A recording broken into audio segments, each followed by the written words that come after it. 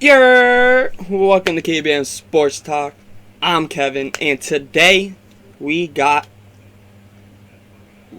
Nebraska football.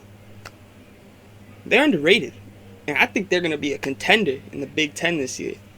Make sure to keep watching the video to find out why I say this, and make sure to hit that subscribe button to the KBM Sports Talk family. We're on the road to 150. We're one away, you guys. Hit that subscribe button. Hit that like button, you guys, and tell me in the comments what you guys think about the video. So, let's get into this.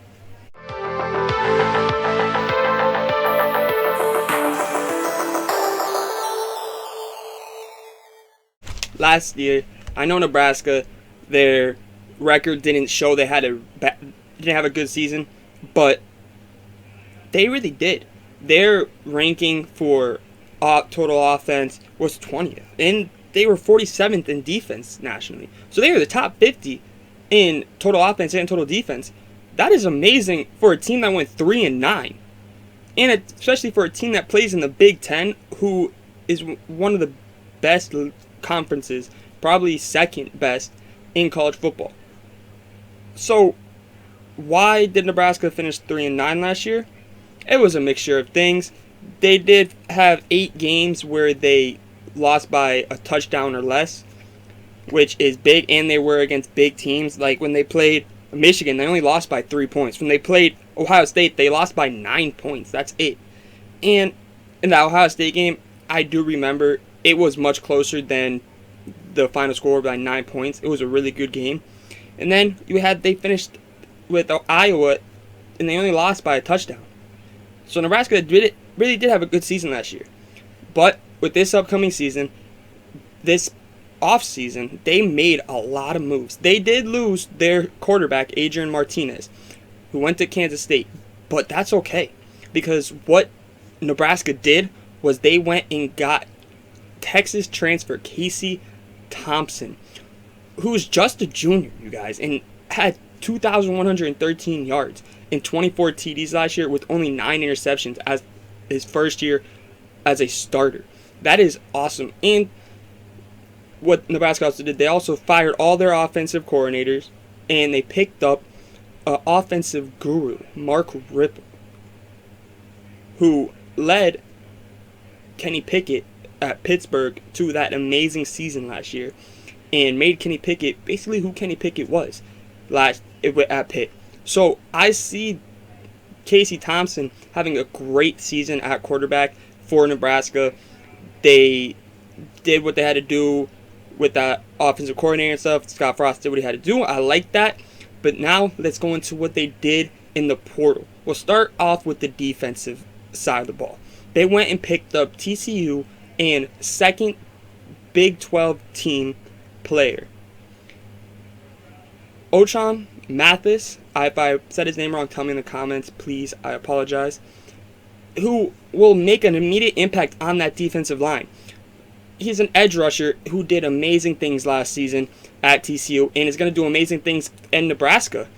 And I think it will be a great challenge for Mathis because the Big Ten's known to have amazing O-lines. So I think this would be a great thing to see what he can do against these great O-lines like Michigan, Ohio State, and honestly, Michigan State too always has a great line, and Purdue. So it's going to be a really interesting thing to see what he can do in the Big Ten at Nebraska, but I think he's going to make an immediate impact for the Huskers.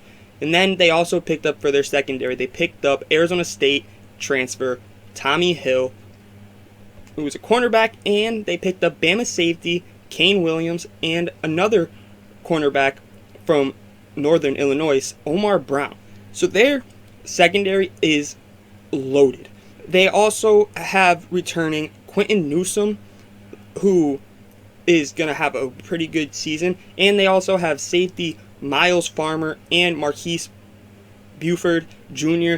So they have the depth in the secondary, and it's going to be an amazing battle to see who gets the starting position. But right now, what I'm seeing is it's going to be Tommy Hill, going to be the starting cornerback, and Quentin Newsome going to be the other starting cornerback. And their two safeties are going to be Miles Farmer and Marquise Buford Jr.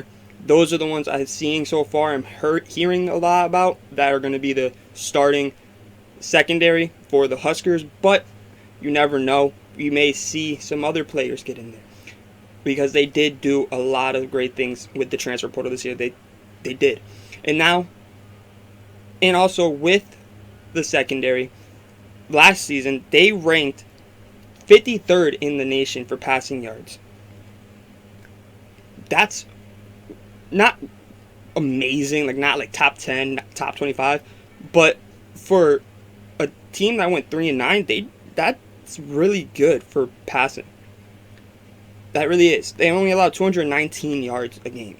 That is really good, and I think this year they're going to have a top 30 defense total. I think that's what's going to happen, because especially why I'm saying that too is because their defensive line. They picked up D lineman Devin Drew from Texas Tech and Bama D lineman Stephen Wynn to go with Mathis. And they also have Ty Robinson still, who's 6'6", 305 as a sophomore, you guys. That is a big man. And he's only a sophomore. He had 13 tackles last year. I think this year he'll have a good amount more. I think he's going to make a big impact. I think he's going to have a breakout season this year. And last year they were ranked 58th, though, rushing. Their D-line wasn't spectacular. It was basically average. But I think that they picked up the right pieces in the transfer portal and recruiting and all that to have a top 50 rushing defense. And I think they're going to have a great season for defense this year. I think they're going to be one of the best defensive teams in college football. I think they're going to be a top 30 team for defense. I just really think so. I think that they have the pieces that they picked up. And they also returned every one of their linebackers. Garrett Nelson, Luke Ramir, Nick Hendrick, and Caleb Tanner. And only Caleb Tanner is the only senior in that whole group. They're junior, and sophomore. Then you have the senior Caleb Tanner, who is more than likely going to be the captain of the linebacking corps because he has the most experience. And another amazing thing to say about Nebraska last season is they were tied 36th nationally for scoring defense. They only allowed 22.7 points per game, so basically 23 points per game. That is awesome, especially in that Big 10 where you know the amazing offenses that just run the ball, pass the ball, that just score a lot. Not like the Big 12. Like there is great defense in Big 10. We all know that. But we all know that they can score at ease in the Big 10. And Nebraska only allowed 23 basically points a game. It's amazing for a team that went 3-9 last season.